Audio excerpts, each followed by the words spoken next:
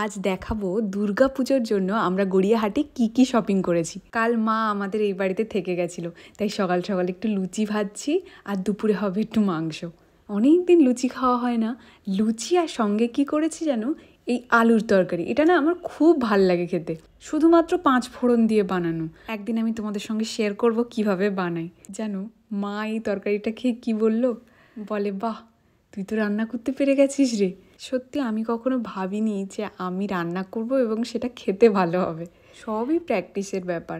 একদিন পারতাম না, আজ করতে করতে শিখে গেছি। দুপুরে খাওয়া দাওয়ার পরে যে জামা কাপড়গুলো কিনে এনেছিলাম ওগুলো নিয়ে বসলাম। দেখবে এমন হয়, নতুন জামা কাপড় কিনে আনলে কতবার যে তাকে খুলে খুলে দেখার ইচ্ছে হয় তার কোনো ঠিকানা থাকে না। এইটা আমার জন্য এনেছিলাম, আর এটা মার। শাড়িটা বেশ হয়েছে, একদিন মার কাছ থেকে নিয়ে পরবো আমি। মায়ের শাড়ি মানেই তো মেয়ের, তাই না? এই শাড়িটার নাম বলেছিল পশমিনা। এই ব্লাউজটা আমার জন্য নিয়েছি, খুব হালকা। আর এটা মার। ওদিকে রেডি হচ্ছে মা, বাড়ি যাবে, একদিন থাকলো। আমি বললাম থাকো, আর থাকবে না। জানো এবারে পুজোয় আর ও বাড়ি যাওয়া হবে না, ঠাংমার সঙ্গেও দেখা হবে না। কেন যাওয়া হবে না কাল বলবো। তোমরা ঠাকুর দেখতে কি বের হলে?